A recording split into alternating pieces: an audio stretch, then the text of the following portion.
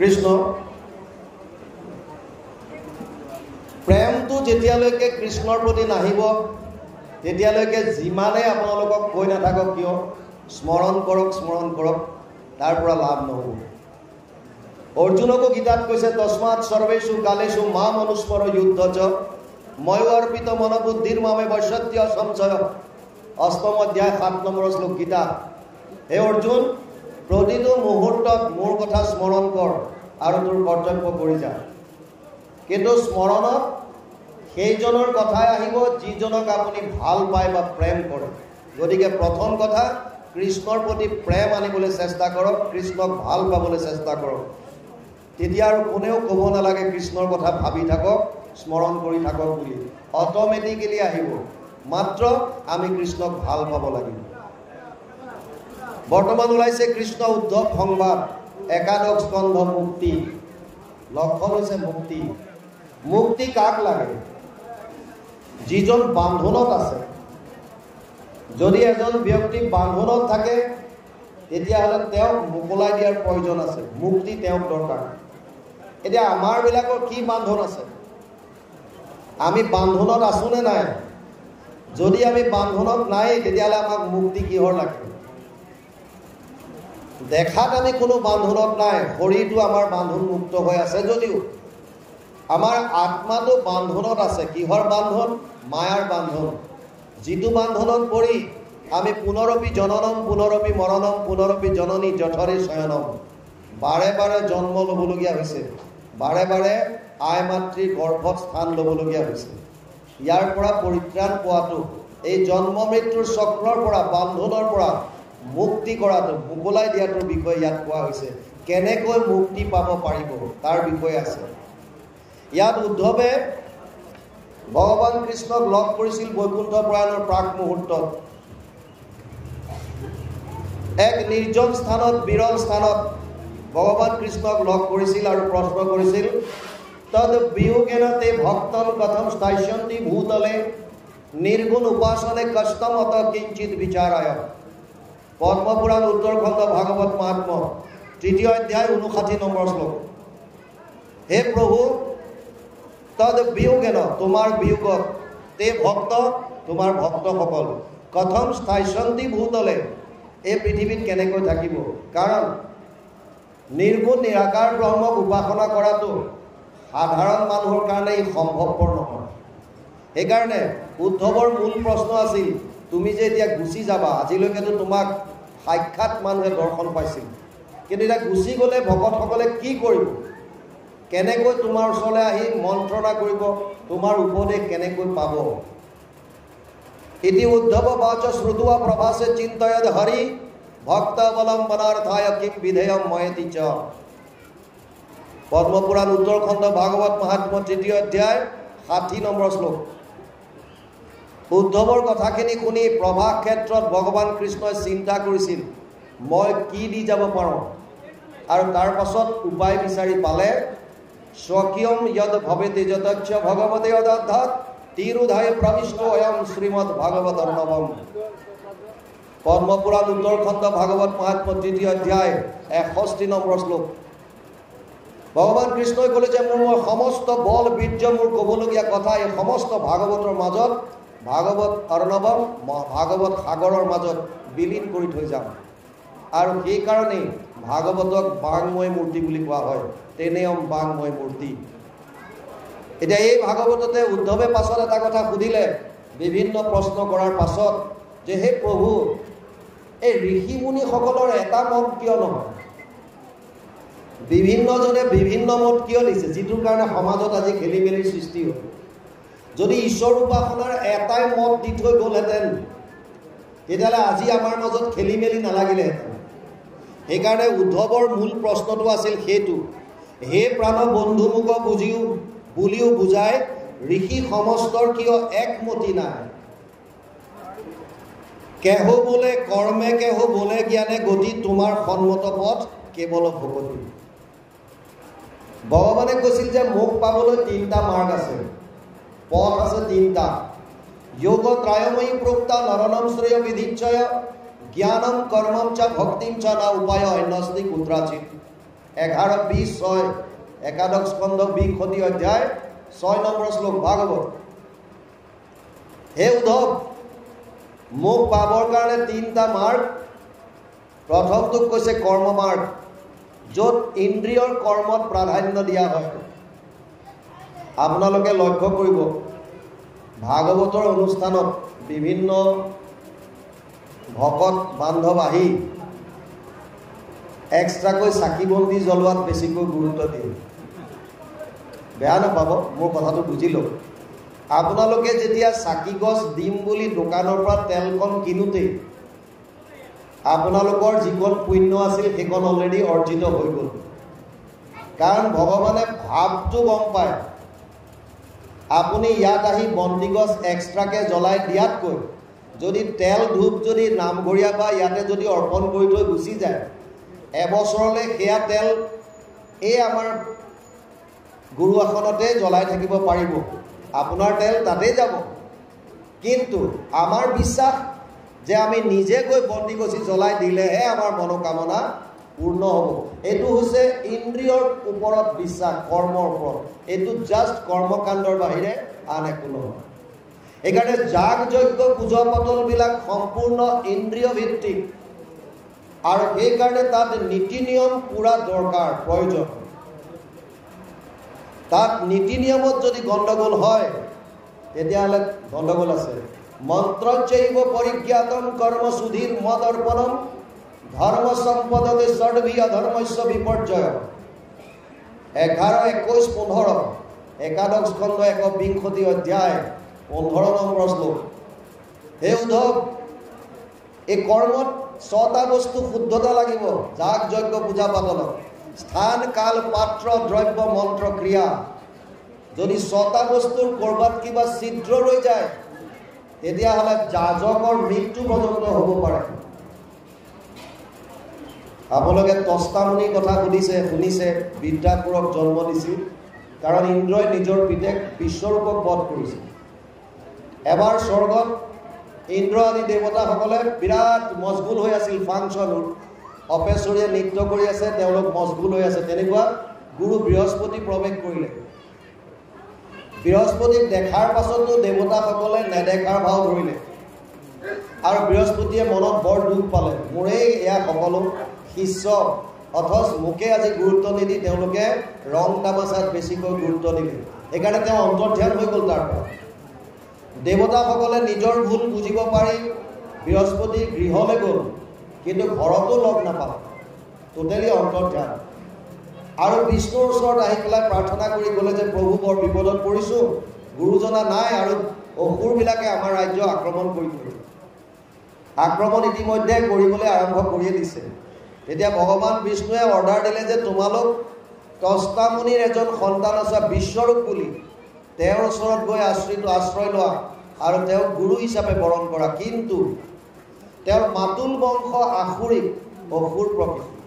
গতিকে এই কথাটো যদি সহ্য কৰিব পাৰা তেতিয়াহে বিশ্বৰূপক গুৰু ল'বা। ইন্দ্ৰ আদিয়ে তেতিয়া অসুৰৰ পৰা বাচিবৰ কাৰণে বিশ্বৰূপক গুৰু বৰণ কৰিলে, আৰু তেওঁ নাৰায়ণ কৱচ দিছিল। সেই বিশ্বৰূপে নাৰায়ণ কৱচৰ সহায়ত আৰু দধিচি মুনিৰ অস্থিৰে বজ্ৰ নিৰ্মাণ কৰি বজ্ৰৰ সহায়ত যেনেকৈ হওক পিছত পৰিত্ৰাণ পালে। কিন্তু কালক্ৰমত ইন্দ্ৰই দেখা পাইছিল যে প্ৰভু ভগৱন্তক অৰ্পণ কৰি দিয়া প্ৰসাদ এই বিশ্বৰূপে গৈ মাতুল বংশক দিয়ে, অসুৰৰ বংশ। ভগৱানৰ প্ৰসাদ অযোগ্যজনক দিয়াৰ কাৰণে ইন্দ্ৰৰ ক্ৰোধ উঠে আৰু বিশ্বৰূপক বধ কৰে, গুৰু বধ। আৰু এইটো ক্ৰোধত তস্তামুনিয়ে যজ্ঞ কৰি বৃত্তাসুৰক সৃষ্টি কৰে, আৰু তাৰ পাছত ইন্দ্ৰক বধ কৰিবৰ কাৰণে বৃত্তাসুৰৰ হাতত এটা যজ্ঞ আৰম্ভ কৰে।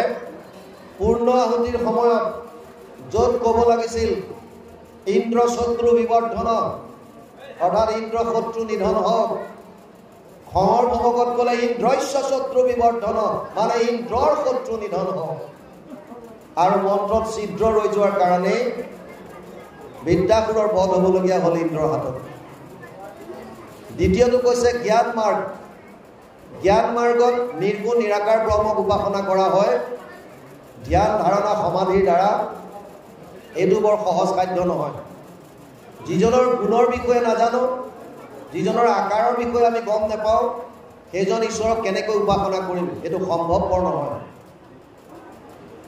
চাৰিটা বস্তু মিনিমাম লাগে জ্ঞান মাৰ্গত যাবৰ কাৰণে কোৱালিফিকেশ্যন শান্ত দান্ত তিতিক্ষা উপৰতি প্ৰথম কৈছে মনৰ ওপৰত কণ্ট্ৰল শান্ত মানে সম দান্ত মানে দম তিতিক্ষা মানে সহনশীলতা উপৰতি মানে বিষয় বাসনৰ ওপৰত উঠা এই চাৰিটা কোৱালিটিৰ এটাও নাই আমাৰবিলাকৰ এতিয়াও আপোনালোকে চাওক ভাৰতত বহুত তেনেকুৱা সন্যাসী ঘৰ দুৱাৰ বাদ দি তেওঁলোকে নিৰ্গুণ নিৰাকাৰ ব্ৰহ্মক উপাসনা কৰিবৰ কাৰণে সন্যাস ব্ৰত ধাৰণ কৰি ওলাই গ'ল কিন্তু গৈ এতিয়া পলিটিক্সত আহিল বিভিন্নজনে আশ্ৰম খুলি ডাঙৰ ডাঙৰ RCC বিল্ডিং ডাঙৰ ডাঙৰ বিজনেছ আৰম্ভ কৰি দিলে গতিকে এইবিলাক ইমান সহজ নহয় সেইকাৰণে ভগৱানে নিজ মুখে অৰ্জুনক কৈছিল ক্লেশো অধিকতৰস্তেষাম অব্যক্ত আসক্ত চেতসা অব্যক্ত হি গতিৰ দুখম দেহবদ্ভিৰ অভাব্যতে দ্বাদশ অধ্যায় 5 নম্বৰ শ্লোক গীতা এই অৰ্জুন জ্ঞান মাৰ্গ অতি কষ্টকৰ ক্লেশো অধিকতৰস্তেষাম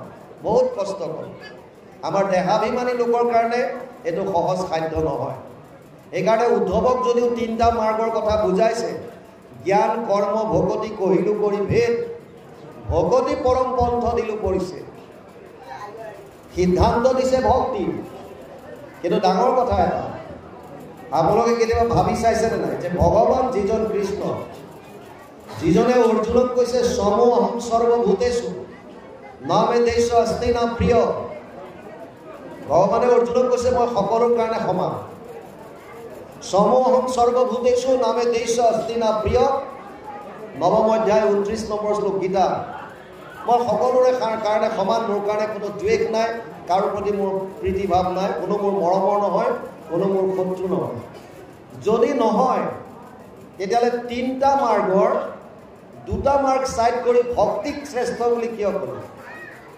ভগৱানৰ কাৰণে চোৰটোৰো সমানে মূল্য পুলিচটোৰো সমানে মূল্য যদিও এটা চৰ্ত দিছে যে ভজন্তিটো মাম ভক্তিয়া মই তেচু তে চাপ্যহম সেইবিলাকৰ মাজতো যিজন মোৰ ভক্ত মই তাৰ পক্ষপাতি কৰোঁ সেইজন মোৰ আৰু মই তেওঁৰ নৱম অধ্যায় 29 নম্বৰ এতিয়া ঘটনা হ'ল এইকেইটা কাৰণত কৰ্ম মাৰ্গ আৰু জ্ঞান মাৰ্গক চাইড কৰিলে কিয় কাৰণ কৰ্ম মাৰ্গত ছটা বস্তুৰ শুদ্ধতা ৰখাটো কলিযুগত সম্ভৱপৰ নহয় দ্বিতীয় জ্ঞান মাৰ্গৰ কাৰণে আমাৰ কোৱালিটিটো নাই অধিকাৰীয়ে নহয় আৰু সেইকাৰণে এতিয়া ইয়াত যদি সুধিছে যে এই প্ৰাণ বন্ধু মোক বুলিও বুজাই ঋষি সমস্তৰ কিয় একমতি নাই কেহ বোলে কৰ্মে কেহ বোলে জ্ঞানে গতি তোমাৰ সন্মত পদ কেৱলে ভগতি ইয়াৰ উত্তৰ হিচাপে আজিৰ পাঠ আৰম্ভ হৈছে আৰু এতিয়া কৈছে মাধৱে বুলন্ত সখী শুনিও সিদ্ধান্ত তুমি মোৰ মহামিত্ৰ ভগত একান্ত পূৰ্ব প্ৰলয়ত নষ্ট হৈল বেদবাণী কহিলো ব্ৰহ্মাত্ময় উদ্ধাৰিয়া আনি মোৰ যি বেদবাণী আছিল পূৰ্ব প্ৰলয়ৰ সময়ত সকলোবিলাক নষ্ট হ'ল মই উদ্ধাৰ কৰি আনি ব্ৰহ্মাক প্ৰথমতে দিছিলোঁ প্ৰথম ভাগৱতৰ প্ৰথম শ্লোকটোতে আছে জন্মাদস্য য়তু মন্নয়াত আদিতৰ সৰ্থেষু অভিজ্ঞ স্বৰা তেনে ব্ৰহ্ম হৃদয় আদি কবয়ে যিজন ব্ৰহ্মাৰ হৃদিষ্ঠিত হৈ এই বেদৰ জ্ঞান দিছিল ইয়াত সেইটোৱে কৈছে যে মই পূৰ্বৰ প্ৰলয়ত নষ্ট হোৱা বেদবাণী উদ্ধাৰ কৰি আনি ব্ৰহ্মাত কৈছিলোঁ এতিয়া বেদে কি কয় ইয়াত কৈছে বেদে যেন কয় তাক শুনা প্ৰাণ সখী মায়াময় বেদ ধৰ্ম সভাকো উপেক্ষী কেৱলে আমাত মাত্ৰ লৈবেগ শৰণ হুইবে কৰ্ম মল তেজি তেবেকে প্ৰসন্ন মায়াময় বেদ ধৰ্ম ত্যাগ কৰিবলৈ কৈছে বেদে কেৱল ইয়ামিমাম পুষ্পিতাম বাচ প্ৰবদন্তি ইয়াত কেৱল পুষ্পিতা এডভাৰটাইজবিলাকহে দিয়া আছে বেদৰ আসল বেদৰ তত্ত্ব এটাই একম সৎ বিপ্ৰ বহুধা বদন্তি বেদেও আল্টিমেটলি গৈ গৈ এটা সত্যতে উপনীত হৈছে যে পৰমাত্মা এজনেই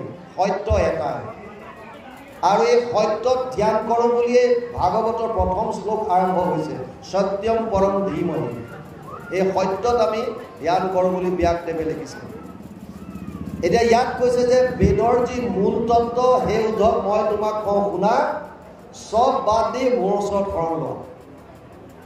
আৰু গীতালৈ যদি আপোনালোক যায় 700 শ্লোকৰ গীতা 574টা শ্লোক ভগৱান কৃষ্ণই কৈছে, 85টা শ্লোক অৰ্জুনে প্ৰশ্ন কৰিছে, 40টা শ্লোক সঞ্জয়ে কৈছে আৰু এটা শ্লোক ধৃতৰাষ্ট্ৰই।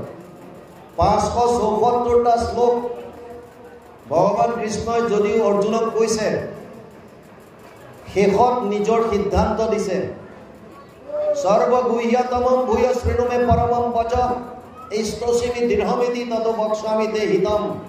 8 অধ্যায় 64 নম্বৰ শ্লোক গীতা। হে অৰ্জুন, গোপনীয়ৰ পৰা গোপনীয় কথাটো তোক এতিয়া কওঁ শুন, কাৰণ তই মোৰ অতি মৰমৰ মোৰ ভক্ত। কি ক'লে? সৰ্বধৰ্মান পৰিত্যাজ্য মাম একম শৰণম ব্ৰজ অহম ত্ব সৰ্ব পাপেভ্যো মোক্ষয়িষ্যামি মা শুচ। গুৰুজনাই অনুবাদ কৰিছে ভাগৱতত, সৰ্বধৰ্ম এৰি এক শৰণ সাক্ষাৎ সুদৃঢ় বিশ্বাসে সখী লৈ গোৱা মাত। নকৰিবা ভয় হেৰা কৰো অংগীকাৰ সমস্ত পাপত মই কৰিব নিষ্ঠাৰ।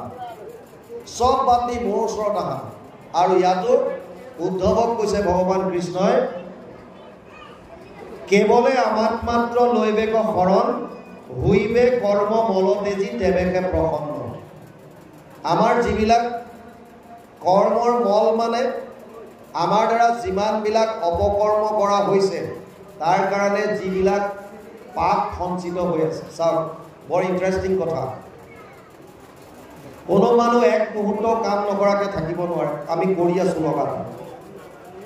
নাহি কঞ্চিত ক্ষণমপি জাতু তিষ্ঠত্য কৰ্মকৃত কাৰ্যদেহি অৱশ্য কৰ্ম সৰ্ব প্ৰকৃতি জেৰ গুণেই। 3 অধ্যায় 5 নম্বৰ শ্লোক গীতা। হে অৰ্জুন, কোনো মানুহ এক মুহূৰ্ত কাম নকৰাকৈ থাকিব নোৱাৰে লগাতাৰ। আৰু কামৰ বিপৰীতে এটা ফল পায়। 3 ধৰণৰ ফল আছে বুলি গীতাত লিখি থৈ গ'ল। ভগৱান কৃষ্ণই অৰ্জুনক কৈছে, প্ৰতিটি কৰ্মৰ বিপৰীতে 3 ধৰণৰ ফল আহিব পাৰে। অনিষ্টম ইষ্টম মিশ্ৰম চ ত্ৰিবিধা কৰ্মনা ফলম। ভাল, বেয়া আৰু মিশ্ৰিত, মানে পাপ পুণ্য আৰু পাপ পুণ্যৰ মিশ্ৰণ। এই 3 ধৰণৰ ফল প্ৰতিটো কৰ্মৰ বিপৰীতে আমাৰ সঞ্চিত হৈ থাকে, জমা হৈ থাকে।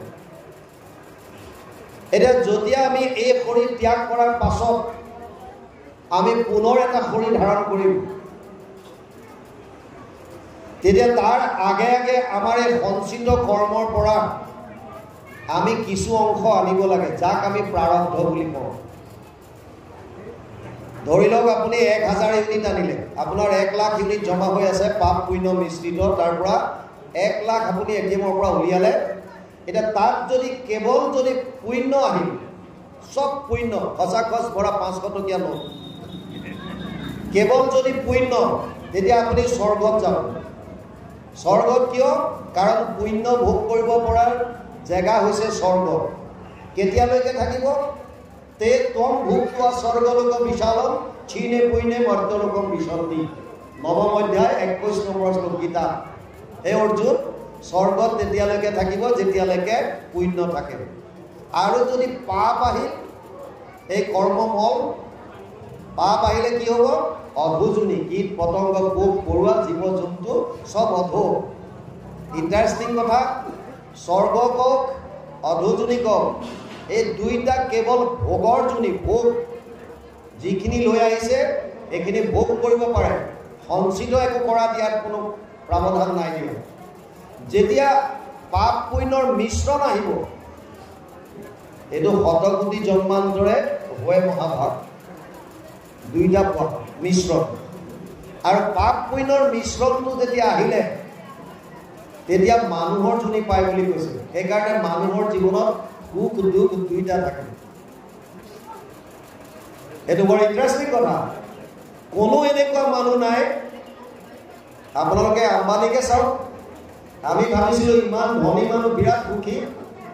ল'ৰাটোৰ বিয়াৰ সময়ত গম পালোঁ যে ল'ৰাটোৱে কৈছে যে মইতো সদায় শাৰীৰিকভাৱে অসুস্থ, মা দেউতাই মোক বিৰাট কষ্ট কৰি ডাঙৰ দীঘল কৰে বুলি কোৱাৰ লগে লগে আম্বানী চকু পানী ওলালে। কিয়? মানে পুত্ৰজন যেতিয়া অসুখীয়া হ'ব তেওঁৰ কেনেকুৱা কষ্ট হ'ব। তাৰ মানে টকা পইচা ধনী হোৱাৰ পাছতো মানসিকভাৱে তেওঁ দুখ ভুগি আছে। অৰ্থ যিটো প্ৰাৰব্ধ লৈ আহিছে ভোগ কৰিবই লাগিব। এইকাৰণে পৃথিৱীত এনেকুৱা কোনো মানুহ নাই যিজনে ক'ব পাৰে কেৱল মই সুখত আছো, আৰু এনেকুৱা কোনো মানুহ নাই যোনে ক'ব যে মই কেৱল দুখত আছো। ধন টকা পইচা নহ'ব পাৰে, আনন্দ তেওঁ এদিন নহয় এদিন উপলব্ধি কৰিছে, আৰু অজস্ৰ ধন টকা পইচা পোৱাৰ পাছতো তেওঁ দুখ ভুগিবলগীয়া হৈছে। এইকাৰণে এইটো বৰ ইণ্টাৰেষ্টিং কথা। আমিও আগতে বুজি পোৱা নাছিলোঁ যে সুখ দুখ দুইটাৰ কনচেপ্টটো কি, আৰু এতিয়া আমি গম পাবলৈ লৈছোঁ যে হয় এইটোৱে একদম চিয়'ৰ। কাৰণ কেৱল আনন্দ ভোগ কৰিবৰ কাৰণে স্বৰ্গত যায়, আৰু দুখ ভোগ কৰিবৰ কাৰণে অধোজনীত যায়, আৰু দুইটা যেতিয়া থাকে তেতিয়া আমি মানুহৰ জনিত হওঁ। সেইকাৰণে সুখ দুখ আমি দুইটা ভোগ কৰিব লাগে। এতিয়া এই কৰ্মবল কেতিয়া ত্যাগ হ'ব? অনিষ্টম ইষ্টম মিশ্ৰঞ্চ ত্ৰিবিধা কৰ্মণা ফলম ভৱতি অত্যাগিনাম প্ৰেত্য নতু সন্ন্যাসিনা কচিত। অষ্টাদশ অধ্যায় 12 নম্বৰ শ্লোকত ক'লে যদিও তিনিবিধ ফল আছে, কাৰ কাৰণে ফল তিনিটা? ভৱতি অত্যাগিনাম প্ৰেত্য, যোনে কৰ্মফল ত্যাগ নকৰে। মানে আপুনি কৰ্ম যদি অৰ্পণ কৰা নাই, আপোনাৰ প্ৰতিটো কৰ্ম যদি ঈশ্বৰৰ চৰণত অৰ্পণ কৰা নাই, তেতিয়াহ'লে সেই কৰ্মফলে আপোনাক চুব। আৰু যদি আপুনি কৃষ্ণক শৰণ লৈ কৰ্মফল যদি সদায় ত্যাগ কৰিছে, প্ৰতিটো কৰ্ম যদি তেওঁ হৈ কৰিছে, যজ্ঞাৰ্থাৎ কৰ্মণো অন্যত্ৰ লোক অয়ম কৰ্মবন্ধন। গীতাত কৈছে সেইকাৰণে যে প্ৰতিটো কৰ্ম, 3 অধ্যায় 9 নম্বৰ শ্লোকত কৈছে যজ্ঞাৰ্থাৎ কৰ্মণো অন্যত্ৰ লোক অয়ম কৰ্মবন্ধন। প্ৰতিটো কৰ্ম প্ৰভু ভগৱন্তৰ অৰ্থে কৰা, তেতিয়া তুমি কৰ্মবন্ধনত বান্ধোন নোখোৱা। আৰু ইয়াতো আহি উদ্ধৱক সেইটোৱে কৈছে মোক শৰণ ল, আৰু শৰণ লোৱাৰ পাছতহে মোক যেতিয়া তই সমস্ত অৰ্পণ কৰি দিলি, এতিয়া তোক এই কৰ্ম ফলবিলাকে চুব নোৱাৰে, তই ইয়াৰ পৰা মুক্ত পাবি। কাৰণ যিহেতু আমাৰ একাদশ স্কন্ধ মুক্তিৰ কথা, সেইকাৰণে কথাবিলাক প্ৰতিটো বস্তুত আল্টিমেটলি ইয়াত টাৰ্গেট লৈ যাব এতিয়া মুক্তি, আৰু মুক্তিৰ লগতে আশ্ৰয়ৰ কথা আহিব। কাৰণ মূল ভাগৱতৰ লক্ষ্য আশ্ৰয়, যদিও একাদশ স্কন্ধৰ সুকীয়াকৈ হৈছে মুক্তি। এই দুটা মাৰ্গত চলিব এতিয়া। ইয়ালৈকে গৈছে, অকণমান পাঠ যাওক, তাৰপিছত আমি অলপ আলোচনা কৰিম।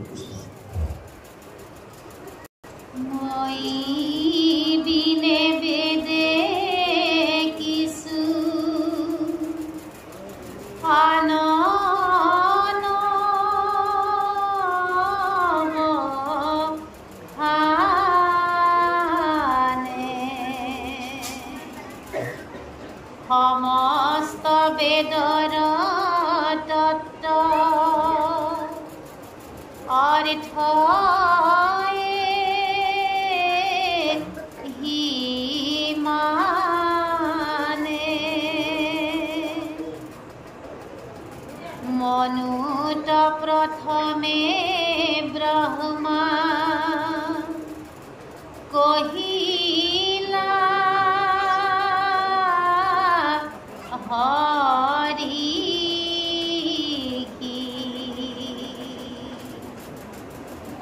পাছে জানিলন্ত বেদ হবে শব্দ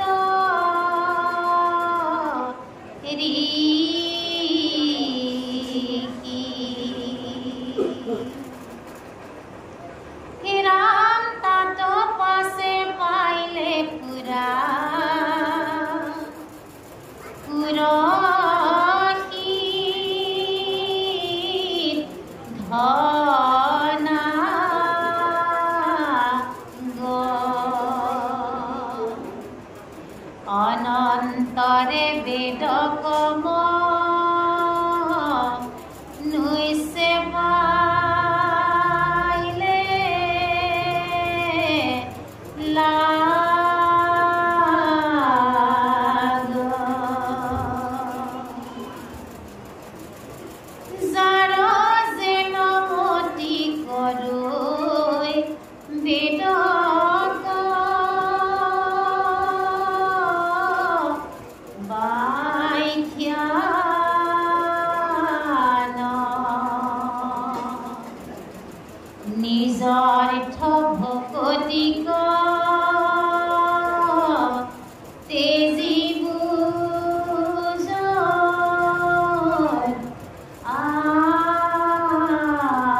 কৃষ্ণ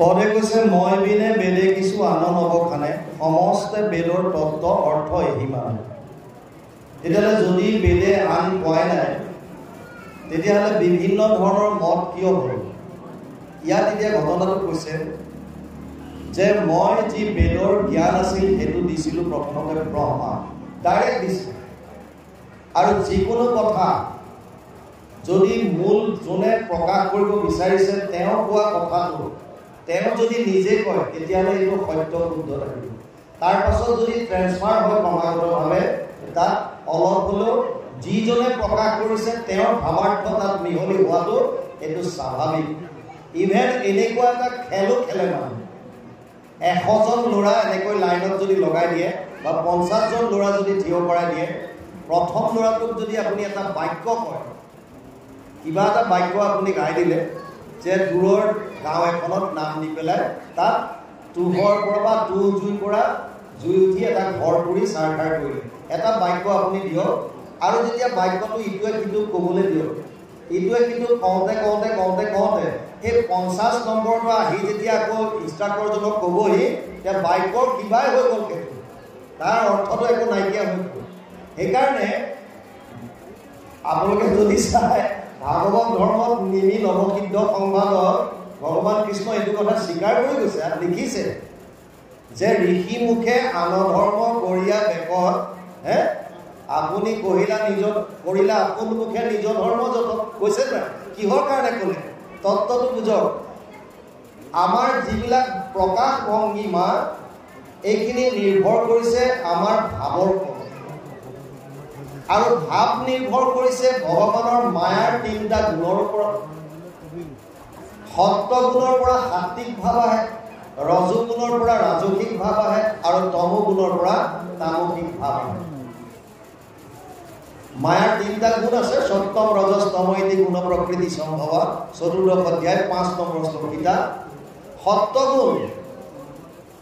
গুণ কেনেকুৱা তন্ত্ৰ সত্ত্বম নিৰ্মলত্বত প্ৰকাশকম অনাময়ম সুখ সংগেন বদনাতি জ্ঞান সংগেন জানঘ 4th অধ্যায় 6 নম্বৰ শ্লোকীটা হে অৰ্জুন সত্য গুণ নিৰ্মল প্ৰকাশময় এটা সাত্বিক ভাৱ যেতিয়া আহিব এজন মানুহৰ এই হৃদয়খন পবিত্ৰ কৰিব তাৰ মায়া মলিনতাবিলাক নাইকিয়া কৰিব সেইকাৰণে সুখ আৰু জ্ঞানৰ লগত আত্মাক বান্ধে বুলি কৈছে সুখ আৰু জ্ঞানৰ লগত কিন্তু তাৰ বিপৰীতে যেতিয়া ৰজগুণ আহিব ৰজ ৰাগাত্মকম বৃদ্ধি তৃষ্ণা সংগ সমুদ্ভৱম তন নিবদ্ধন্তি কৌন্তেয় কৰ্ম সংগেন দেহিনাম 4th অধ্যায় 7 নম্বৰ শ্লোকীটা তাত কৈছে ৰজু ৰাগাত্মকম বৃদ্ধি ৰজুৱে আসক্তি বঢ়ায় ইয়াত ৰাগ মানে ক্ৰোধৰ কথা কোৱা নাই আসক্তি কিহৰ প্ৰতি এই মই আৰু মোৰ বস্তুবিলাকৰ প্ৰতি আপোন যাক কৈ আছো মায়াত যিমানবিলাক বস্তু আছে ধন টকা পইচা মোৰ ঘৰ মোৰ দুৱাৰ মোৰ পুত্ৰ মোৰ পৰিবাৰ আসক্তি বঢ়ালে আৰু কি তৃষ্ণা সংগ সমুদ্ভৱম আৰু লাগে তৃষ্ণা সেইকাৰণে কি কৰে কৰ্মৰ লগত বান্ধি দিয়ে সদায় তাৰ নিবদ্ধন্তি কৌন্তেয় কৰ্ম সংগ দেহিনাম শৰীৰক কৰ্মৰ লগত বান্ধি লৈ যায় ইটো কৰিব সিটো কৰিব কিয় আৰু লাগে এজন মানুহ ৰাতিপুৱা খোজ কাঢ়িবলৈ গৈছে গেটখন খুলি পেলাই দেখিছে এটা বেগ ফুল হৈ আছে চেইন লগোৱা আৰু খুলি পেলাই সাইডত চালে যে গোটেই নোটেৰে ভৰি আছে আৰু বস ইফালে কিফালে চাই কাকুনে দেখি পটাপট বেগ লৈ খোজ কঢ়া বাদ দিলে চিধা ভিতৰ সোমাল দুৱাৰ চুৱাৰ মাৰিলে পৰ্দা টানিলে ঘৈণীয়েককো মাতিলে বিচনাত গোটেই নোট পেলাই দি গন্তি কৰাত লাগিল পইচা ওলাল 99,500 আৰু এতিয়া তেওঁ ওপৰলৈ চাই কৈছে হে প্ৰভু আৰু 500 টকা এটা দিয়া হলে 1 লাখ পুৰা হৈ যায় আৰু 500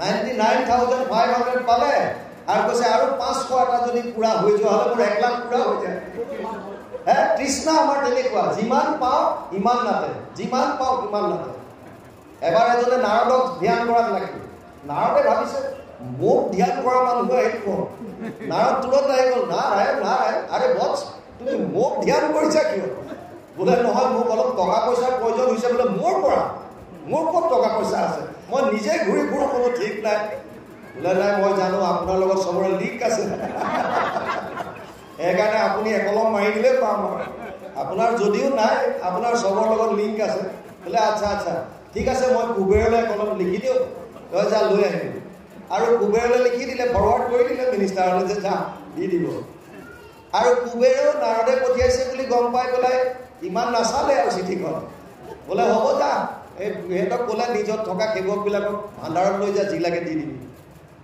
আৰু লৈ গ'ল দেখিছে তাৰ হাতত সৰু পাত্ৰ এটা অকণমানি পাত্ৰ এটা আৰু ভাবিছে এইটো ফোন কৰি দিব একো ডাঙৰ কথা নহয় আৰু তাত যোৱাৰ পাছত যেতিয়া সেৱকবিলাকে তাত বস্তু ভৰাই আছে তো শেষ নহয়হে নহয় ফুল নহয় তাৰ এটা ভাণ্ডাৰ খালী হৈ গ'ল তাত বস্তু ভৰাই আছে এইটো শেষ নহয় ফুল নহয় সেৱকবিলাক আহি ক'লে যে কুবেৰক ক'লে যে বৰ ডাঙৰ ঘটনা হ'ল বোলে কি হ'ল এই মানুহটোৱে যিটো পাত্ৰ আনিছে এইটো কিবা যাদুকৰী পাত্ৰ হ'ব লাগে বোলে কিয় এটা ভাণ্ডাৰ আপোনাৰ খালী হৈ গ'ল বস্তু শেষ হোৱা নাই আৰে নাৰদক মাতা এইটো কোন আহিছে নাৰদক মাতিলে নাৰদ আহি গ'ল নাৰায়ণ বোলে কি হ'ল এইটো কাক পঠাইছিলা বোলে কিয় অলপমান আপোনাৰ পৰা ধন সম দিবলৈ কৈছোঁ দি দিয়ক আৰে অলপমান মানে এটা ভাণ্ডাৰ খালী হৈ গ'ল তাৰ শেষ হোৱা নাই নাৰদ গৈ কৈছে সেয়া পাত্ৰটো কিহৰ বোলে মনুষ্যৰ লাভ খোলা মানুহৰ লাভ খোলা মানে তৃষ্ণাৰে গোটেই ভৰি আছে আমাৰ গতি সেইটো আমি যিমান পালেও আৰু লাগে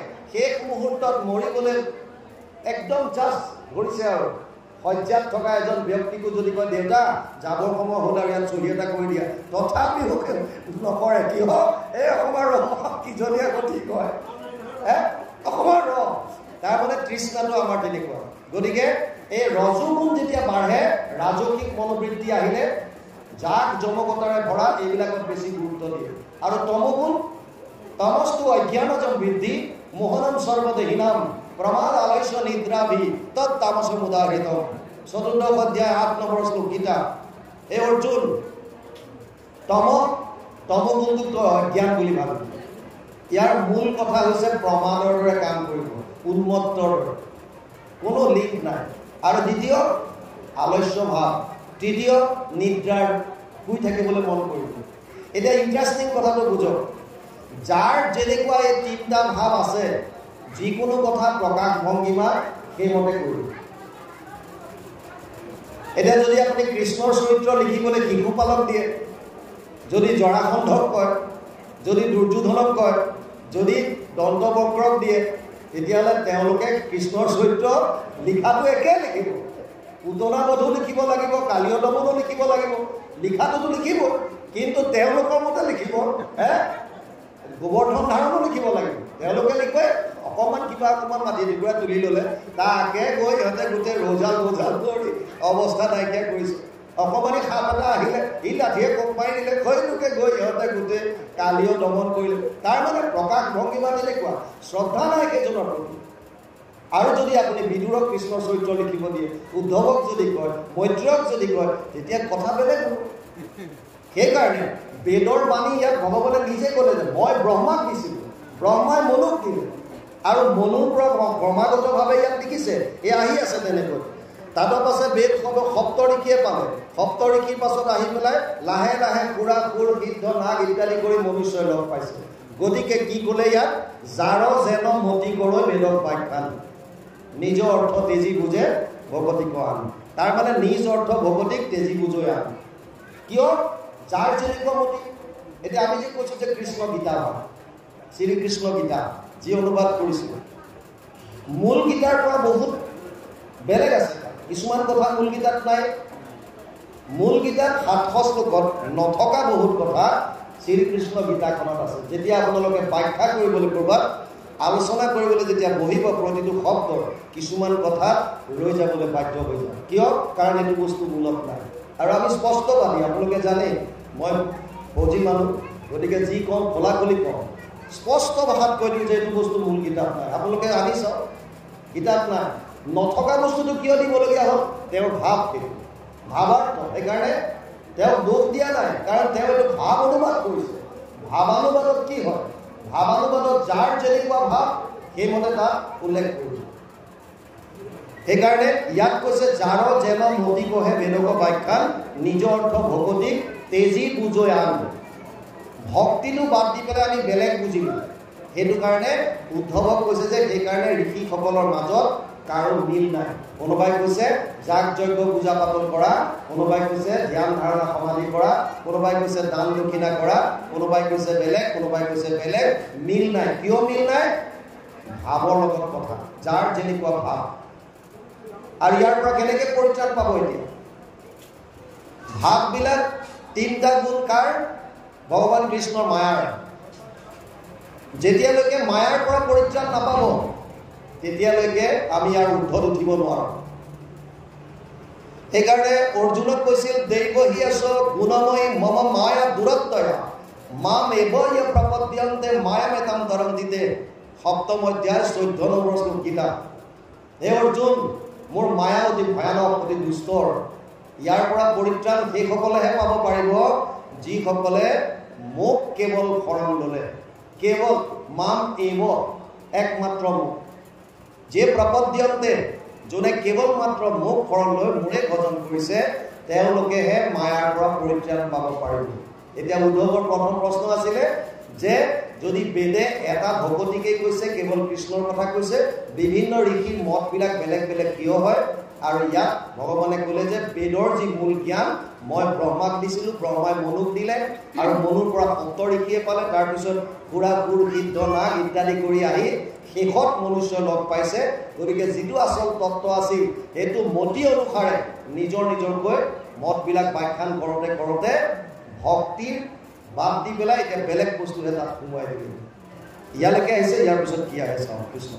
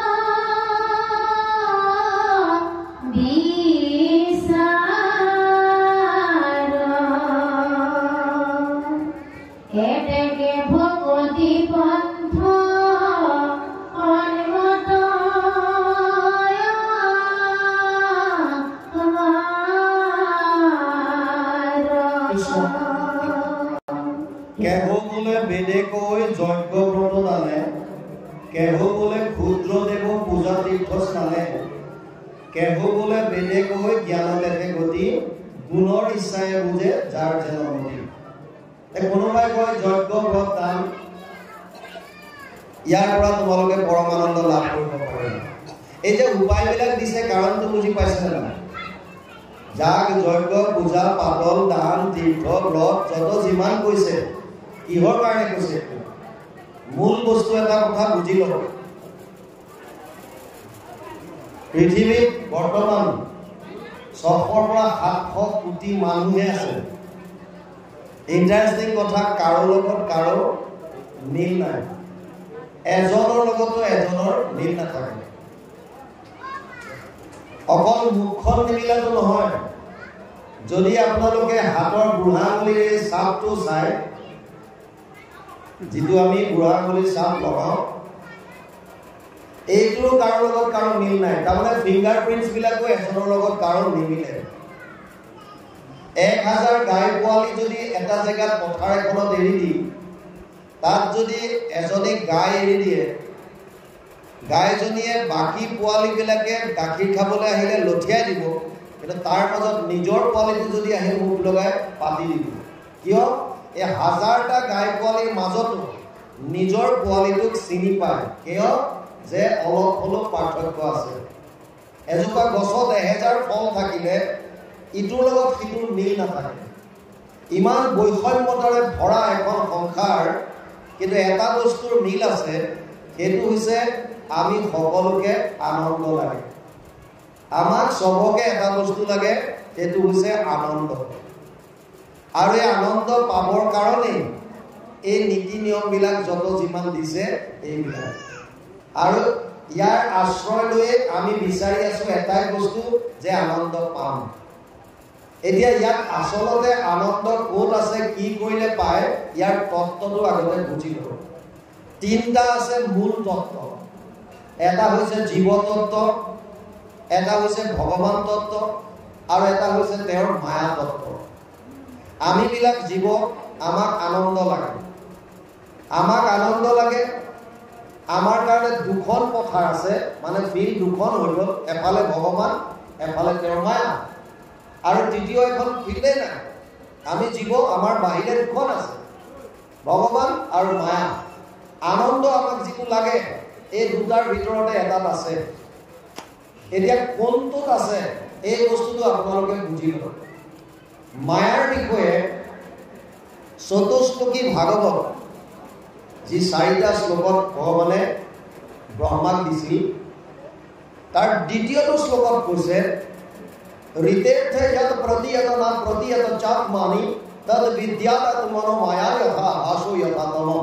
2:9-34, 2য় স্কন্ধ 9ম অধ্যায় 34 নম্বৰ শ্লোক। এইটো শ্লোকৰ ভাঙনিত পানীৰ দৰে অনুবাদ কৰিছে গুৰুজনাই 2য় স্কন্ধ ভাগৱতত।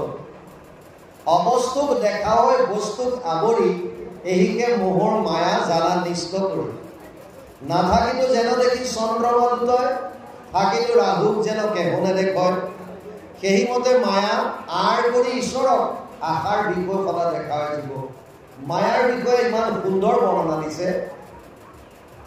মায়া যাক কৈছে যে অবস্তুক বস্তু কৰি দেখুৱায়, আচলতে যিটো নাই সেই বস্তুটো আমি আছে বুলি ভাবি আছো।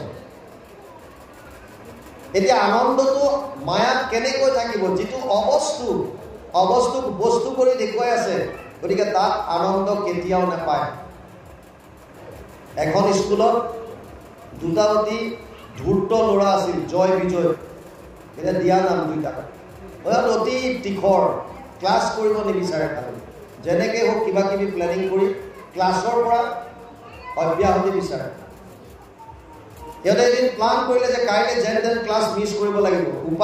উপায় প্ৰিন্সিপালৰ কেম্পাছতে প্ৰিন্সিপাল থাকে, প্ৰিন্সিপালৰ ছাগলী আছে 3টা, যেন তেন কৰি ছাগলী 3টা আজি লুকুৱাব লাগিব। লুকুৱাই দিলে কাইলৈ চবকে লগাই দিব বিচাৰিবলৈ, তেতিয়া আমাৰ ক্লাছটো মিছ হৈ যাব। আৰু বছ প্লান মতে ছাগলী 3টা লুকুৱাই পেলাই ৰুম এটাৰ ভিতৰত ভৰাই দিলে। বগা ছাগলী 3টা, আৰু সিহঁতে মাৰ্কাৰ পেন আনি বগা ছাগলী 3টাৰ গাত মাৰ্কিং কৰিলে। গোলকে দি প্ৰথমটোত লিখিলে 1, দ্বিতীয়টোত ভৰি পেলাই লিখিলে 2, আৰু তৃতীয়টোত গোল এটা দি লিখিলে 4। 3টো নিলিখিলে, 1, 2 আৰু 4। সন্ধিয়ালৈকে ছাগলী নহা দেখি প্ৰিন্সিপালে চকীদাৰক মাতি ক'লে, ভাই মোৰ ছাগলীকেইটা অহা নাই। বোলে ছাৰ কেনিবা গ'ল, কি কথা? এইবিলাক মই বুজি নাপাওঁ, কাইলৈ মোৰ ছাগলীটো যেনেকৈ বিচাৰি মেলি উলিয়াই দিব লাগিব। আৰু বছ চকীদাৰে সুবিধাটো লৈ পিছদিনা যেতিয়াই প্ৰাৰ্থনাৰ সময়তে চবকে ক'লে, আৰু ছাৰৰ ছাগলী নাই, গতিকে ভাই মোৰ বেয়া কথা হৈছে, কেম্পাছতে নাই, বিচৰা আৰম্ভ কৰি দে। আৰু ইহঁতকেইটাই মনে মনে গৈ যিটো ৰুমত লুকুৱাইছিলে সেইটো খুলি দিলে, ছাগলী বাহিৰ ওলাল। চবেই ছাগলী বিচৰাত লাগিল। কোনোবাই কৈছে আৰে 1 নম্বৰটো পালোঁ, 1 নম্বৰটো পালোঁ। কোনোবাই কৈছে 2 নম্বৰটো পালোঁ, আৰু কোনোবাই কৈছে 4 নম্বৰটো পালোঁ, 3 নম্বৰটো মাত্ৰ পোৱা নাই। আৰু 3 নম্বৰটো বিচৰাত লাগি আছে সন্ধিয়া লাগি। আৰু যেতিয়া স্কুল ছুটিৰ সময় হৈ গ'ল, চবেই আহি কৈছে, ছাৰ আপোনাৰ এটা ছাগলী নাপালোঁ নহয়, 1, 2 আৰু 4 নম্বৰটো পালোঁ, কিন্তু 3 বোলে মোৰ 3টাহে ছাগলী। বোলে হা, ইয়াতো লিখা আছে এটা 1, এটা 2 আৰু এটা 4, মানে 3টো নাই।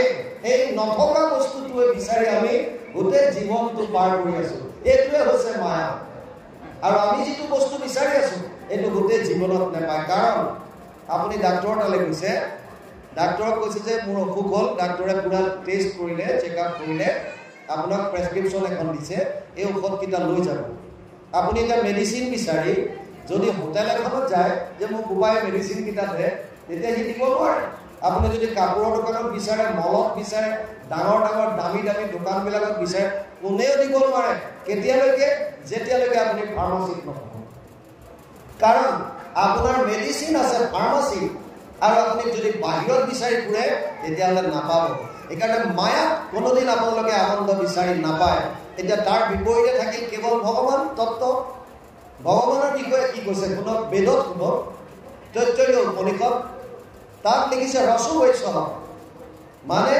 ভগৱান আনন্দ স্বৰূপ প্ৰথমে ক'লে উদ্যোগত লিখিছে কৃষি ভূবাচক শব্দ ন নিবৃত্তিবাচক দুয়োৰ একা পৰম ব্ৰহ্ম কৃষ্ণই দিয়া বিধিয়তে অনুবাদ কৰিছে গোসা কৃষ হেন শব্দ এইটো পৃথিৱী বাচক বইলা ন আনন্দত প্ৰৱৰ্তয় দুয়োৰো এক পদ মিলি পৰম ব্ৰহ্ম ৰূপ কৃষ্ণ নাম আনন্দক মাত্ৰ কয় মানে আমাক যিটো আনন্দ লাগে যিটোৰ কাৰণে আমি 24 ঘণ্টা কষ্ট কৰি আছো সেই আনন্দটো কেতিয়া পাব যেতিয়া আপোনালোকে কৃষ্ণৰ শৰণ ল'ব অৰ্থাৎ কৃষ্ণৰ ওচৰ চাপিলেহে আমি পৰম আনন্দটো লাভ কৰিব পাৰিম আৰু যেতিয়ালৈকে কৃষ্ণৰ সন্মুখ নহওঁ তেতিয়ালৈকে আমি এই মায়াৰ সাগৰতে ককাই থাকিব লাগিব আৰু এইটো জন্ম বাদ দিয়ক কোটিটা জন্ম ল'লেও কেতিয়াও আনন্দ লাভ কৰিব নোৱাৰে কিয় কাৰণ তাত আনন্দ নাই ব্ৰহ্মলোকলৈকে চব মায়াৰ সৃষ্ট ব্ৰহ্ম ভুৱন লোক পুনৰাৱৰ্তিত অৰ্জুন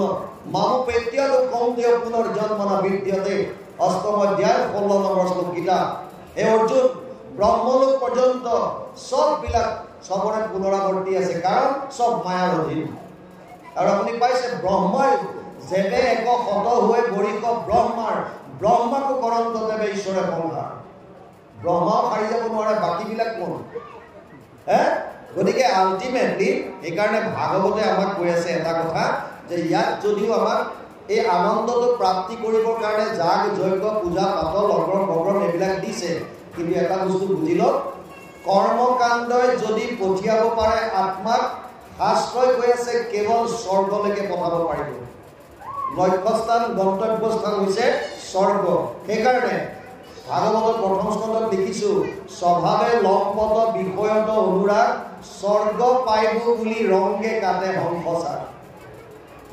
কৰ্মকাণ্ড যাগ যজ্ঞ পূজা পাতলত এটা আত্মাক কেৱল স্বৰ্গলৈকে পঠাব পাৰিব আৰু স্বৰ্গত কিমান দিন থাকিব তে ত্বম ভুক্ত্বা স্বৰ্গলোক বিশালক ক্ষীণে পুইনে মৰ্ত্যলোক পৃচ্ছন্তি নৱম অধ্যায় 21 নম্বৰ শ্লোক হে অৰ্জুন স্বৰ্গত তেতিয়ালৈকে থাকিব যেতিয়ালৈকে তাৰ পুণ্য আছে আৰু জ্ঞান মাৰ্গৰ দ্বাৰা ব্ৰহ্মলোক পৰ্যন্ত যাব পাৰিব ব্ৰহ্মলোক পালেও তাৰো মুক্তি নাই ইও আকৌ পুনৰাৱৰ্তি আছে সেইকাৰণে ইয়াত বৰ সুন্দৰভাৱে কথাকেইটা দিছে তাৰপাছত ইয়াত কৈছে কত মন্দমতি শাস্ত্ৰ নকৰে বিচাৰ কৰে কুল ধৰ্ম পূৰ্ব পুৰুষ আচাৰ কিছুমানেতো শাস্ত্ৰৰ ওচৰত নাচায় এই যে তিনিটা মাৰ্ক দিলে যোগ প্ৰায়ময়ী প্ৰোক্তা নৰনম শ্ৰেয় বিদিচ্ছয় জ্ঞানম কৰ্মম চা ভক্তিম চা না উপায় অন্যস্তি কুত্ৰাচিত 11-20 যিটো ক'লে যে মোক পাবলৈ তিনিটা মাৰ্ক আছে এটা কৰ্ম মাৰ্ক য'ত যাগ যজ্ঞ পূজা পাতল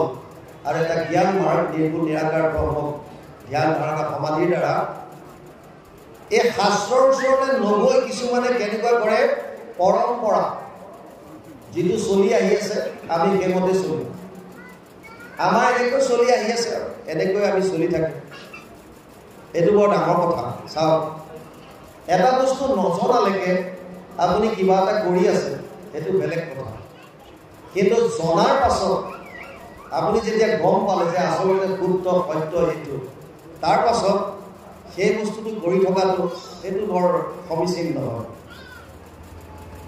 এতিয়া পৰম্পৰাবিলাক কেনেকুৱা বুজক পৰম্পৰা বহুতে যদিও কৈছে আমি পৰম্পৰা মানিছো পৰম্পৰাটো বহুত বাদ দিলে আগতে ঘটি যোৱাৰ কথাও আছিলে পৰম্পৰা বাপজনৰ মৃত্যু হ'লে ঘৈণীয়েকে গৈ চিতাৰ জুইত জাপ দি দিয়া পৰম্পৰা এইখন ভাৰতবৰ্ষত আছিল। এতিয়া সেইটো পৰম্পৰা কিমানে মানিছে? গতিকে আমি কিছুমান পৰম্পৰা বাদ দিছোঁ, এইটোতো সত্য। আৰু যদি তুমি বাদ দিছা তেতিয়াহ'লে শাস্ত্ৰই যিটো কৈছে সেইটো মতে কৰা। অৰ্জুন নিজৰ সখা হোৱাৰ পাছতো, ভগৱানে উপদেশ দি থকাৰ পাছতো অৰ্জুনক কৈছে, হে অৰ্জুন, তোৰ কাৰ্য অকাৰ্যৰ ক্ষেত্ৰত কিন্তু শাস্ত্ৰহে কম। তস্মাৎ শাস্ত্ৰম প্ৰমাণন্তে কাৰ্য অকাৰ্য ব্যৱস্থিত জ্ঞাত শাস্ত্ৰ বিধানোত্তম কৰ্ম কৰ্তুমিহ অৰ্হসি। অষ্টাদশ অধ্যায় 24 নম্বৰ শ্লোক গীতা। হে অৰ্জুন, তোৰ কাৰ্য অকাৰ্যৰ ক্ষেত্ৰত কেৱল শাস্ত্ৰ প্ৰমাণ, গতিকে তই শাস্ত্ৰৰ বিধান যিটো দিছে সেইমতে কৰ্ম। এতিয়া শাস্ত্ৰৰ বিধান, আপুনিতো শাস্ত্ৰ অৱলম্বন আছে। মহাপুৰুষ মাধৱদেৱৰো শাস্ত্ৰত বিদগ্ধ আছিল, কিন্তু কোনবিলাক শাস্ত্ৰ? আগম শাস্ত্ৰ, তান্ত্ৰিক শাস্ত্ৰ। এই আগম শাস্ত্ৰ থকাৰ কাৰণে তেওঁ শাস্ত্ৰ আছিল, ঘোৰ শাস্ত্ৰ। কিন্তু যেতিয়া গুৰুজনাক লগ পালে, গুৰুজনাৰ কেৱল মাত্ৰ এটা শ্লোক শুনাৰ পাছত দিনটো তৰ্ক কৰিলে, বিভিন্ন তৰ্ক হ'ল। কিন্তু শেষত গুৰুজনাক ভাগৱতৰ পৰা এটা শ্লোক যেতিয়া উচ্চাৰণ কৰিলে, যথা তৰুৰ বোলে নিচেচানেনা তৃপ্যন্তি তৎ স্কন্ধ ভুজ উপশাখা প্ৰাণোপহাৰাচ্চ যথেন্দ্ৰিয়ানাম তথা সৰ্ব অৰ্চন বৈচুতেজ্য। 4:31-14 চতুৰ্থ স্কন্ধ 31 নম্বৰ অধ্যায় 14 নম্বৰ শ্লোক ভাগৱত অনুবাদ। বৃক্ষৰ মূলত যদি দেও আমি জল, ত্ৰিবিধি হোম তাৰ পত্ৰ পুষ্প ফল, ডালে পাতে হিংসে যদি মূলত নেদয়, কদাচিতো ডালে পাতে ত্ৰিবিধি নহয়। ভোকাটোৰ নৰে যদি অন্ন ভুঞ্জয়, ইন্দ্ৰিয়ৰ প্ৰীতি তাৰ সাধে আতি হয়। ভোজন বিহীনে পিন্ধে বস্ত্ৰ অলংকাৰ, ইন্দ্ৰিয়ৰ একো প্ৰীতি নসাধে তাৰ। এই শ্লোকভাগ শুনাৰ লগে লগে মহাপুৰুষ মাধৱদেৱে আগৰ যিমান জানিছিল চব বাদ দিলে আৰু গুৰুজনাৰ ওচৰত দীঘল দি পৰিল। কিয়? তেওঁ এজন পণ্ডিত আছিল। তেওঁ বুজি পালে শাস্ত্ৰৰ উত্তম দুখনেই। আমি চবেই গাই থাকো শাস্ত্ৰৰ উত্তম কি বুলি? শাস্ত্ৰৰ উত্তম গীতা ভাগৱত, চবেই জানো। আৰু গীতা ভাগৱতে গীতা একখনৰ কথা কৈ আছে, সৰ্বধৰ্মান পৰিত্যাজ্য মাম একম শৰণম ব্ৰজ, চব বাদ দি মোৰ চৰ্দা। আৰু ভাগৱতে 18,000 শ্লোকৰ শেষৰ শ্লোকটোত কৈছে, নাম সংকীৰ্তনম য়স্য সৰ্ব পাপ প্ৰণাশনম প্ৰণাম দুঃখ সমানাত্তম নমামি হৰিম পৰম। 12-13-23 দ্বাদশ স্কন্ধ 3 অধ্যায় 23 নম্বৰ শ্লোক ভাগৱত। নাম সংকীৰ্তনৰ দ্বাৰাই সমস্ত পাপৰ পৰা পৰিত্ৰাণ পাব পাৰি। চিধা শেষত গৈ লিখিলে 18,000 শ্লোক, 5,96,000 শব্দ, 335টা অধ্যায়। শেষত গৈ লিখিলে এটা কথাই, নাম সংকীৰ্তনৰ দ্বাৰাই সমস্ত পাপৰ পৰা পৰিত্ৰাণ পাব পাৰি।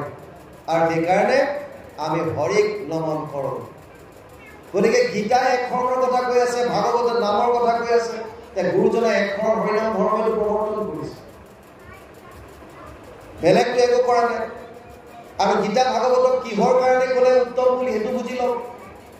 আপোনালোকে হয়তো ক'ব পাৰে যে গীতা ভাগৱতক উত্তম বুলি কৈছে, কোনোবাই লিখি দিলে, কোনো মিনিং নাই। হয়, লিখিছে কোনে মই নাজানো, কোনোবা এজন মহাপুৰুষে লিখিলে, কিন্তু মিনিং আছে, ইয়াৰ অৰ্থ আছে। গুৰুজনৰ প্ৰৱৰ্তিত একশৰণ হৰিনাম ধৰ্ম সম্পূৰ্ণৰূপে প্ৰামাণিক। আমাৰ 3টা প্ৰস্থান আছে, শ্ৰুতি প্ৰস্থান, স্মৃতি প্ৰস্থান আৰু ন্যায় প্ৰস্থান। শ্ৰুতি বেদক কয়, বেদৰ সাৰ ভাগ হৈছে বেদান্ত মানে উপনিষদ। উপনিষদত যি আছে আমি সনাতন ধৰ্মী মানুহে মানিব লাগিব, যদি আস্তিক হয়, যদি 6টা দৰ্শনৰ ভিতৰত আপোনালোক আছে। আৰু যদি নাস্তিক হয়, যিবিলাক বুদ্ধিজিম, জৈনিজিম, চাৰবাৰ এইবিলাকে নামানে, তেওঁলোক নাস্তিক। আমি মনাখিনিয়ে শ্ৰুতি প্ৰস্থান মানিব লাগিব, বেদান্তত যদি আছে মানিব লাগিব। শ্ৰুতি প্ৰস্থান বেদান্ত। স্মৃতি প্ৰস্থান হৈছে গীতা। স্মৃতি মানে শ্ৰুতি বস্তুটো বুজি লওক, শ্ৰুতি কিহৰ কাৰণে। আমি প্ৰথমে ক'লো যে বেদ প্ৰভু ভগৱন্তৰ নিশ্বাসত বাস হৈছিল, আৰু এই বেদ ব্ৰহ্মাক দিলে। ব্ৰহ্মাৰ পৰা ক্ৰমাগতভাৱে শ্ৰৱণৰ দ্বাৰা গুৰু শিষ্য পৰম্পৰাত বাগৰি আহিছিল, আৰু শ্ৰৱণৰ দ্বাৰা অহাৰ কাৰণে নাম হ'লে শ্ৰুতি। সেইকাৰণে বেদক শ্ৰুতি বুলি কয়। আৰু বেদৰ সাৰ ভাগ কাৰণে শ্ৰুতি প্ৰস্থানত বেদান্ত ৰাখিছে, মানে উপনিষদ কৰ্ম। আৰু ঋষিমুনিসকলে বেদৰ কথা সকলোৱে বুজি নাপায় কাৰণে তেওঁলোকৰ স্মৰণ শক্তিৰ দ্বাৰা, স্মৃতি শক্তিৰ দ্বাৰা আন কিছুমান গ্ৰন্থ লিখিলে ৰামায়ণ মহাভাৰত ইত্যাদি কৰি মনুস্মৃতিকে ইত্যাদি কৰি এইবিলাক স্মৃতি শাস্ত্ৰ বুলি কয় আৰু এনে এখন স্মৃতি শাস্ত্ৰ হৈছে মহাভাৰত মহাভাৰতৰ ভিতৰৰ ভীষ্ম পৰ্বৰ 25 অধ্যায়ৰ পৰা 42 অধ্যায়ৰ 18টা অধ্যায় কুকিয়াকে উলিয়াই আনিছে নাম দিছে শ্ৰীমদ ভগৱত গীতা সেইকাৰণে গীতাক স্মৃতি শাস্ত্ৰ বুলি কোৱা হয় আৰু স্মৃতি প্ৰস্থানত গতিকে গীতাক ৰাখিলে গীতাত যদি আছে মানিব লাগিব এতিয়া আহিল আৰু এটা প্ৰস্থান ন্যায় প্ৰস্থানটোৰ কথাটো অলপ বেলেগ ধৰণৰ উপনিষদ পঢ়িলে কেতিয়াবা ক'ৰবাত খেলি লাগে ক'ৰবাত বৰুণক প্ৰাধান্য দিলে ক'ৰবাত অগ্নিক দিলে ক'ৰবাত কিবা কেনেকুৱা কাৰণত কিহৰ কাৰণে লিখিছে তাৰ তত্ত্বটো 555টা সূত্ৰত ব্যাসদেৱে এখন গ্ৰন্থ ৰচনা কৰি দিলে এখন হৈছে ব্ৰহ্মপুত্ৰ যাক ন্যায় প্ৰস্থান বুলি কয় এতিয়া ইন্টাৰেষ্টিং কথাটো বুজক কিহৰ কাৰণে গীতা আৰু ভাগৱতক ক'বলগীয়া হ'ল এই তিনিটা প্ৰস্থানত ভাগৱতৰ নাম এতিয়ালৈকে অহা নাই কিহৰ কাৰণে হ'ল বুজক শ্ৰুতি প্ৰস্থান বেদান্ত যিজন ব্যাসদেৱে বেদান্ত লিখিছে সেইজন ব্যাসদেৱে ভাগৱতত লিখিলে সৰ্ব বেদান্ত সাৰম হি শ্ৰী ভাগৱতম ঈশ্বৰ 12 13 15 দ্বাদশ স্কন্ধ ত্ৰয়োদশ অধ্যায় 15 নম্বৰ শ্লোকত লিখিলে যে আমাৰ মহাপুৰুষ মাধৱদেৱে যিটো অনুবাদ কৰিছে সমস্ত বেদান্ত সাৰ মহাভাগৱত শাস্ত্ৰ তাৰ মানে শ্ৰুতি প্ৰস্থান যদি বেদান্ত হয় বেদান্তৰ সাৰ হ'ল ভাগৱত মানে আপুনি শ্ৰুতি প্ৰস্থানত ভাগৱতক ল'ব পাৰে নুই পৰাৰ কোনো সাহস নাই স্মৃতি প্ৰস্থান গীতা ইয়াত কোনো সন্দেহ নাই গৰুৰ পুৰাণত লিখি থৈ গ'ল ভাগৱতৰ বিষয়ে অৰ্থ অয়ম ব্ৰহ্মসূত্ৰানাম গৰুৰ পুৰাণত লিখিলে যে ন্যায় প্ৰস্থান অৰ্থাৎ ব্ৰহ্মপুত্ৰৰ টিকা ভাষ্য হৈছে ভাগৱত ন্যায় প্ৰস্থান ব্ৰহ্মপুত্ৰৰ টিকা ভাষ্য হৈছে ভাগৱত সেইকাৰণে গুৰুজনাই ব্ৰহ্মপুত্ৰৰ অনুবাদ কৰা নাই কাৰণ ব্ৰহ্মপুত্ৰৰ টিকা ভাষ্য হৈছে ভাগৱত এতিয়া হলে আপোনালোকে চাওক তিনিটা প্ৰস্থানৰ শ্ৰুতি প্ৰস্থান ভাগৱত আহিল আৰু ন্যায় প্ৰস্থানৰ পৰা আল্টিমেটলি ব্ৰহ্মপুত্ৰৰ টিকা ভাষ্য হিচাপে ভাগৱত আহিল আৰু স্মৃতি প্ৰস্থানত গীতা আহিল সেইকাৰণে আল্টিমেটলি আমাৰ হাতত দুখন গ্ৰন্থ আহিল গীতা আৰু ভাগৱত সেইকাৰণে কোনোবা মহাপুৰুষে লিখিলে শাস্ত্ৰৰ উত্তম গীতা ভাগৱত এতিয়া গীতাত এক ধৰণৰ কথা কৈছে আৰু ভাগৱতে আল্টিমেটলি শেষত গৈ নামৰ ওপৰত গুৰুত্ব দিলে নাম সংকীৰ্তনম যস্য সৰ্ব পাপ প্ৰণাশনম প্ৰণাম দুঃখ শমন তম নমামি হৰিক পৰম হৰিক মই সেৱা কৰোঁ কিয় তে যাৰ নাম ল'লে সমস্ত পাপৰ পৰা পৰিত্ৰাণ পাব পাৰে 12 13 23 দ্বাদশ স্কন্ধ ত্ৰয়োদশ অধ্যায় 23 নম্বৰ শ্লোক ভাগৱতৰ একে শেষৰ শ্লোক গতিকে ইয়াত যদি বিভিন্ন কথা কৈছে সেইকাৰণে ইয়াত এইটো কথা বৰ সুন্দৰভাৱে বুজালে এতিয়া ইয়াত আহিছে কেহো বোলে বেদে কৈ যজ্ঞৰ মত জানে কেহো বোলে ক্ষুদ্ৰদেৱ পূজা তীৰ্থস্থানে কেহো বোলে বেদে কৈ জ্ঞান দেখে গতি গুণৰ ইচ্ছাই বুজে যাৰ জনমতি কত মন্দমতি শাস্ত্ৰ নকৰে বিচাৰ কৰে কুল ধৰ্ম পূৰ্বপুৰুষ আচাৰ তাকো এৰি লগয়গত পাখণ্ডৰ মতি যায় মুখ নাপায় ধৰ্মগতি কিছুমানে কুল ধৰ্ম হিচাপে পৰম্পৰা হিচাপে কিছুমান কৰ্ম কৰে দক্ষিণ ভাৰতত এটা মন্দিৰ আছে মন্দিৰত এজন পূজাৰী আছে পূজাৰীজনে সদায় মন্দিৰত গৈ যেতিয়া পূজা কৰিবলৈ যায় তেওঁৰ ঘৰত এটা বুন্দা মেকুৰী আছিল গোলা মেকুৰী এটা এই মেকুৰীটো লগত যায় আৰু মেকুৰীটোৱে গৈ পূজা পাৰ্বণ আগবঢ়াওঁতে নৈবেদ্য আগবঢ়াওঁতে মেকুৰীটোৱে সদায় খেচি দিয়ে মুখ লগাই ভৰি লগাই খেচি থাকে এতিয়া পূজাৰীটোৱে ভাবিলে যে ইয়াক মই এটা উপায় আছে আৰু বান্ধি থ'ব লাগিব সেইকাৰণে প্ৰত্যেক দিনা মন্দিৰলৈ যাওঁতে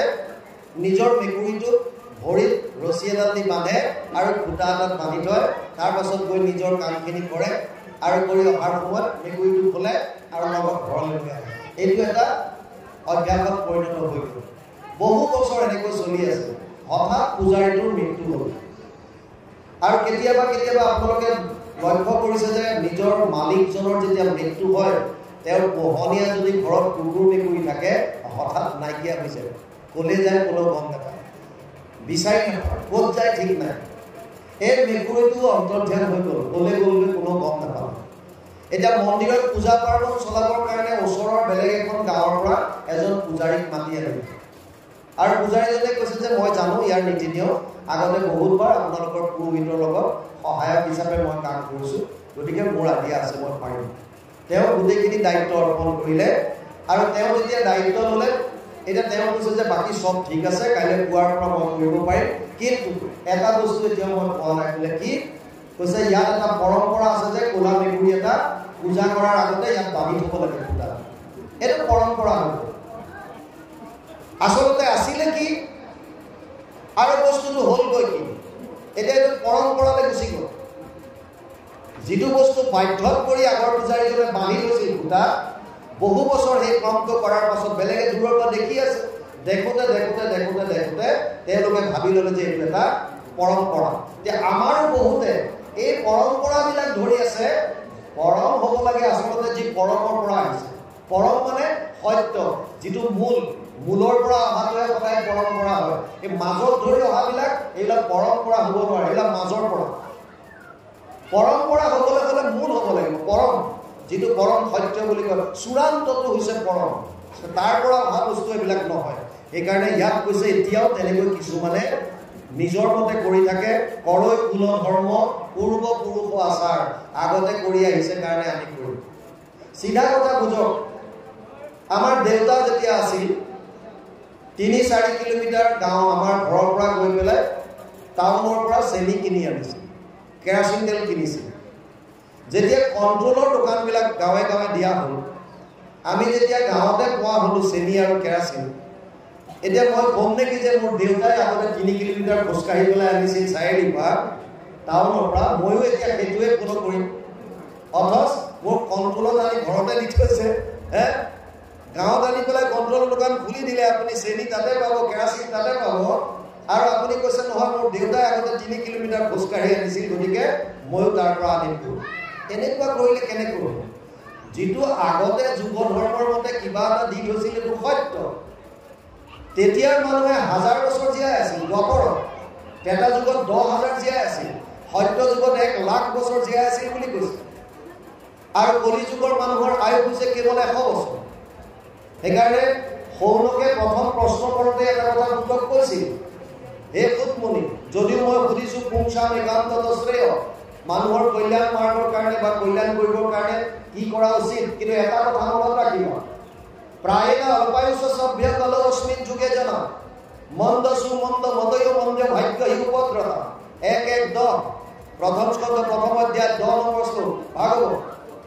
কি কৈছে? প্ৰায়েণ অল্পায়ুষ, মানে কলি যুগৰ মানুহৰ আয়ু কম। আমাৰ কলি যুগৰ মানুহৰ আয়ু হৈছে ষ্টেণ্ডাৰ্ড যিটো, সেইটো হৈছে 100 বছৰ। প্ৰহ্লাদে দৈত্য শিশুক কৈছে, পুৰুষৰ আয়ু 100 বৰ্ষ সাক্ষাৎ, তাহাৰ অৰ্ধেক যায় বিফলে নিদ্ৰাত। আধাটো শুই থাকোঁতে যায়, 20 বৰ্ষ যায় বালক ক্ৰীড়া, খেলা ধূলা কৰি পেলাই মৌজ মস্তি কৰোঁতে 20 বছৰ পাৰ হৈ গ'ল। 20 বৰ্ষ যায় জৰা অৱস্থা, বৃদ্ধ অৱস্থাত 20 বছৰ যায়। জীৱা অৱশেষ আয়ু থাকয় যুৱা, সিও কামে ক্ৰোধে লোভে যায় অজ্ঞান।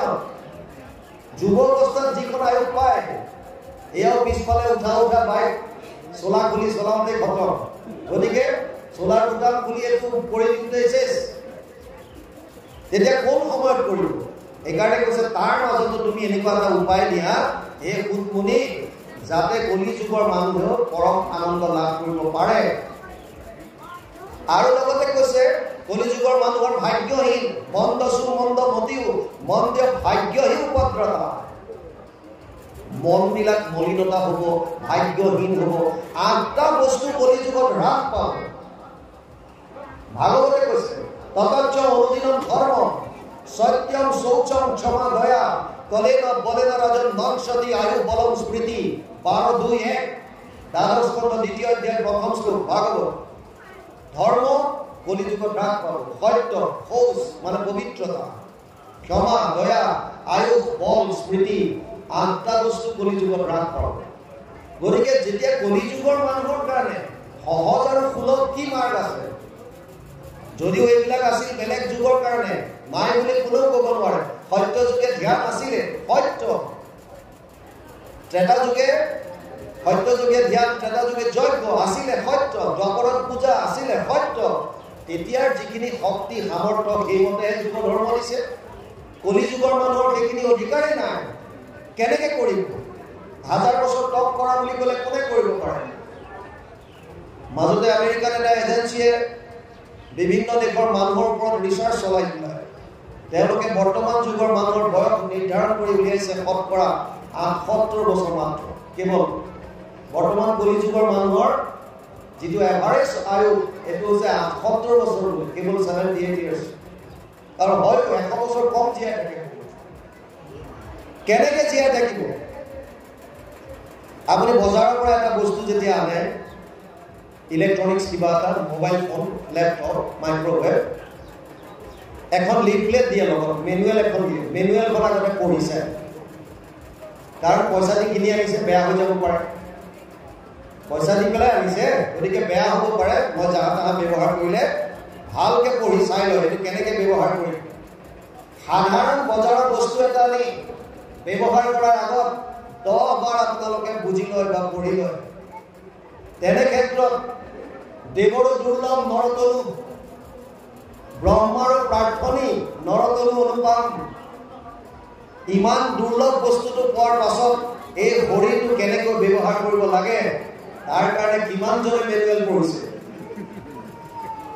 মেনুৱেল কিমানে পঢ়িছে আৰু যদি পঢ়িবলৈ আহেও কেতিয়া আহে 50-60 বছৰ যেতিয়া ফুল পূজা বেয়া হৈ যাব আপুনি মাইক্ৰোৱেভ আনি য'ত আছিলে দিবলগীয়া পাৱাৰ পইণ্টত 16 এম্পিয়াৰ সকেটত জোৰ জবস্থানি 5 এম্পিয়াৰ সকেটত ঢুকি দিলে আৰু সুইচ দিলে 1000 ওয়াটৰ যেতিয়া গৰম হৈ গ'ল গোটেই ওয়াৰিং জ্বলি গ'ল তাৰ পাছত পঢ়িছে লিফলেটখন কি আছিলে চাওঁ মই ওহো এইটো পাৱাৰ পইণ্টত দিবলগীয়া আছিল তেতিয়া এতিয়া যাওক আপুনি ইলেক্ট্ৰিচিয়ানৰ ওচৰত গৈ পেলাই গোটেই ওয়াৰিং চেঞ্জ কৰক এইফালে বোলে হাতটো চেঞ্জ কৰিবলগীয়া হ'ল ইফালে বোলে এইটো গ'ল ইফালে এইটো গ'ল ইফালে পেটৰ ইফালে কাটিলে ইফালে অমুক গ'ল বছ গতি কি কাৰণ মেনুৱেলখন আমি পঢ়ি নাচাওঁ আৰু প্ৰহ্লাদে দৈত্য শিশুক কৈছে কৌমাৰ আচাৰ্য প্ৰাজ্ঞ ধৰ্মাৰ ভাগৱতানিহ দুৰ্লভ মানুষ জন্ম তত্ৰাপি অধ্ৰুৱ মৰ্ধনম 701 সপ্তম স্কন্ধ 6ষ্ঠ অধ্যায় প্ৰথম শ্লোক ভাগৱত